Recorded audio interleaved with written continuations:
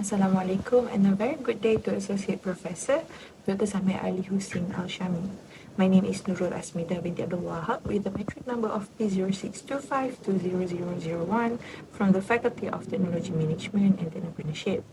Today, I will be presenting my doctoral research proposal titled The Role of Green Workplace Environments in Shaping Employees' Work-Life Balance under the supervision of Dr. Hassan bin Saleh. I really appreciate this opportunity and I look forward to your feedback. To begin, let me set the context. Over the past decade, the nature of work has fundamentally changed. As highlighted by Ashtikar and Manoharan 2025, the rapid advances in digital communication technology and the global shift toward knowledge-intensive industries have made workplaces to be more connected, but also far more demanding.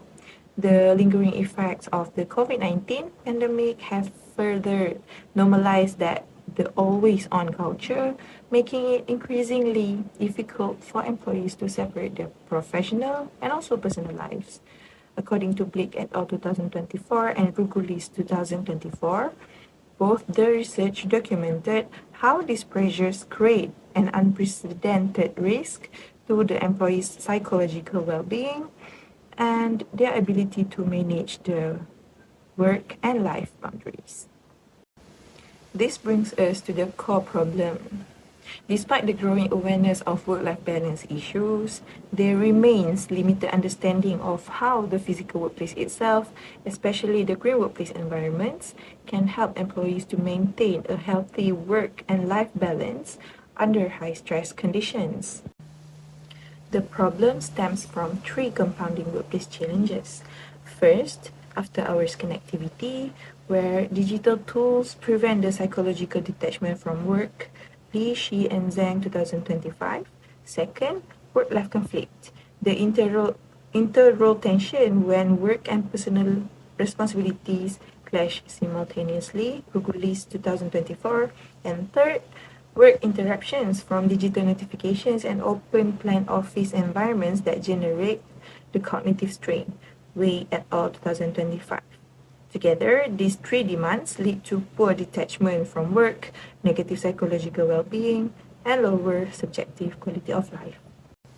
Looking more closely at each challenge, the after-hours connectivity occurs because digital tools blur the boundaries between work and rest, leaving the employees to be unable to psychologically detach and recover. According to Li, Shi, and Zhang 2025, they found that both proactive and reactive forms of after-hours connectivity deplete the employee well-being. And work-life conflict represents the clashing between professional and personal duties. According to Albrecht et al. 2023, he found that this to be a consistent driver of fatigue among knowledge workers. While work interruptions from notifications, multitasking, and colleague disturbances lead to cognitive strain and reduce the life satisfaction, as demonstrated by Wei et al. 2025. These three challenges are especially pronounced in knowledge-intensive work settings, which makes this population is particularly relevant to this study. Here is the academic blind spot this study seeks to address. The existing work-life balance research have heavily relied on individual level factors such as personal coping strategies, family support, and time management, while largely ignoring the role of the physical work environment as a structural resource for well-being, Verma et al. 2034 and Devadasan et al. 2026. This leads us to the central question for the study. Can green workplace environments act as a protective buffer against modern digital work demands? Saleh 2025 noted that the green workplace environments that encompass the biophilic design elements such as indoor plants, natural lighting, and nature-integrated space to have demonstrated their potential to reduce the stress and support psychological recovery. However, their moderating role between workplace challenge and work-life balance remains underexplored. Lihuale and Arshad 2024. This study is guided by one research objective, which is to examine the impact of green work-life balance on employees' work-life balance within the knowledge-intensive work settings that are categorized by after-hours connectivity, work-life conflict, and also work interruptions.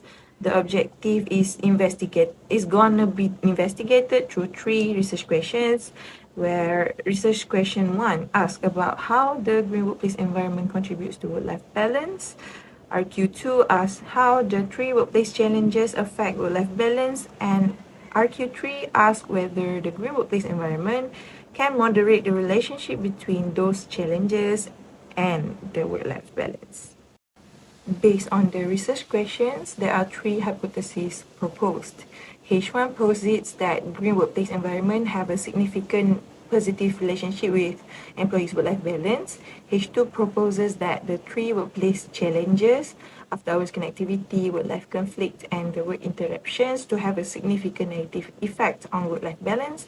And H3, the most novel contribution for this study, proposes that green workplace environment moderates this negative relationship, where higher levels of green workplace environment reduce the damaging effects of workplace challenges on work-life balance.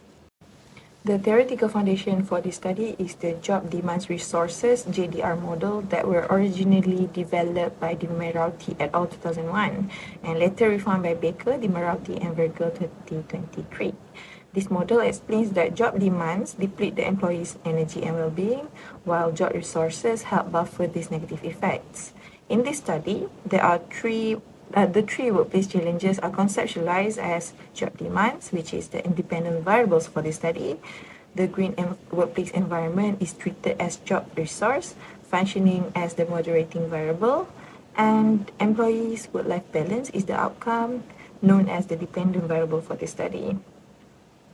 This framework provides a theoretically grounded basis for examining the buffering role of green workplaces. Next, moving to the methodology, this study adopts a quantitative, correlational, and cross-sectional survey design guided by the positivist research paradigm, meaning that the variables are measured objectively through structured instruments and statistical analysis as supported by Becker, Dimarati, and Virgil 2023. The target population for this study consists of employees in knowledge-intensive sectors, including IT, education, research, and professional services, who have a regular exposure to a shared physical workspace, as the green workplace environment variable requires physical presence.